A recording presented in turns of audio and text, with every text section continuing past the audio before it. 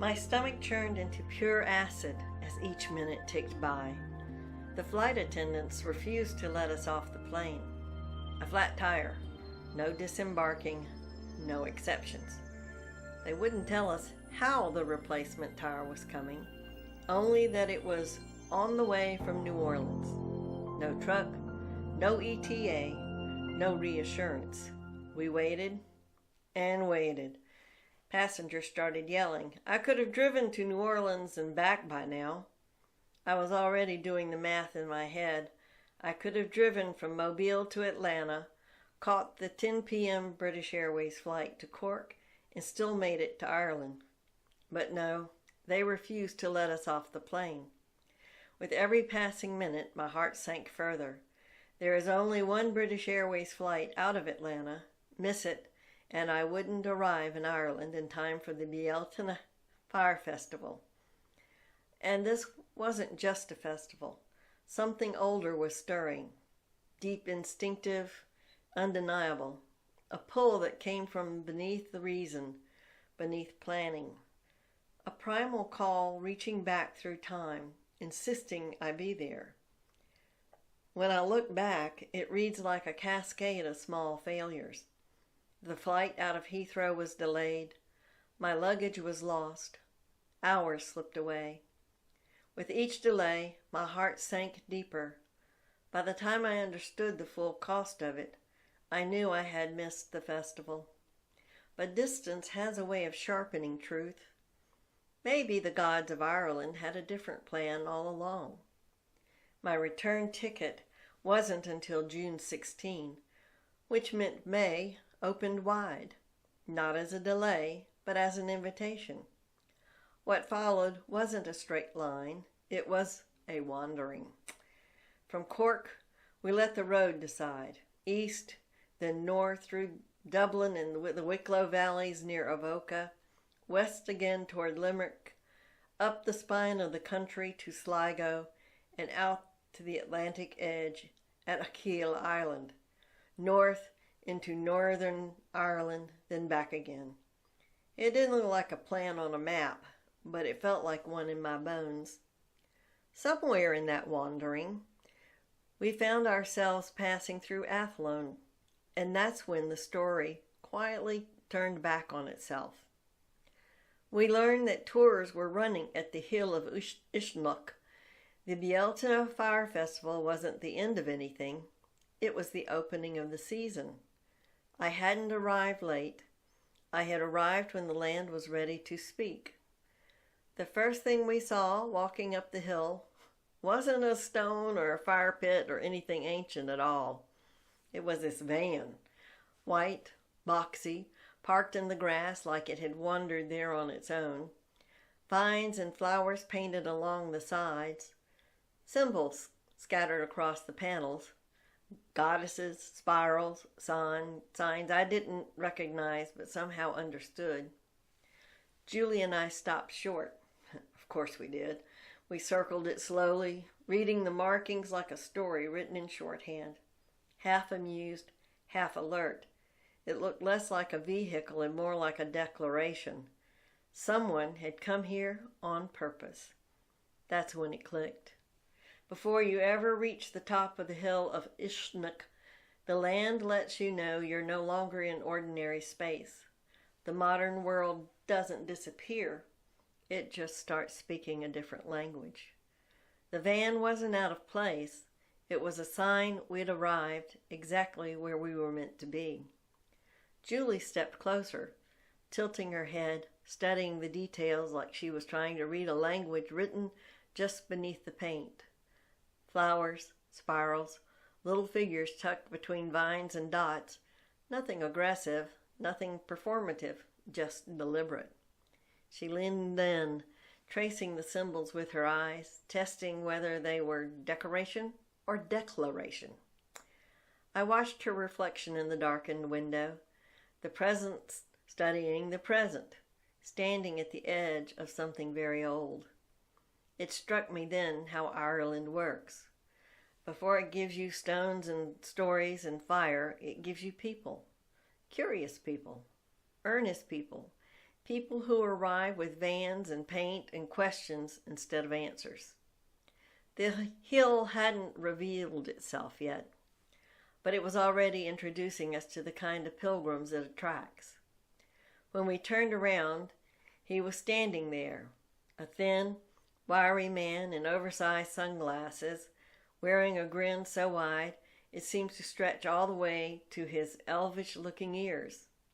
He leaned easily on a walking stick, which quickly revealed itself to be less a support and more a pointer, and occasionally a herding tool for wayward tourists. He looked like someone who knew exactly where he was and exactly how long we'd been standing there. He introduced himself as Marty. Before we reached the hill itself, the hill had sent its emissary. He led us up the hill with an easy stride, his walking stick no longer just a guide's prop, but a pointer, a conductor's baton for the land itself. From the crest, he gestured outward, marking the 5 provinces of Ireland, explaining how this place, Hill of Uisneach, was the navel of Ireland, the meeting point, the place where sovereignty was once understood not as ownership, but as responsibility. Eru, he told us, rests beneath this ground. Marty fell silent, standing motionless on the hill. The wind on the hill of Uisneach moved in phrases, not gusts. It halted, then rose again, as though the land were taking its turn in the conversation. No one spoke. When the tour began to loosen and people started to drift, he did something unexpected. He asked our names. Not politely, intentionally. I gave him mine, Redmond, and then almost casually added my great-grandmother's name, Carol. He stopped, turned fully toward me, and bowed. Not a theatrical bow, not a joke, a deliberate bow, the kind that carries weight. I stand before royalty, he said. I laughed because that's what you do when someone bows to you on a hillside in Ireland. But he didn't smile. You're a Carol, he said.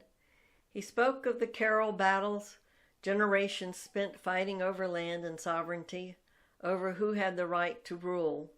He spoke of Clontarf, of a sword raised in battle at the breaking of an age, when the old authority met its undoing.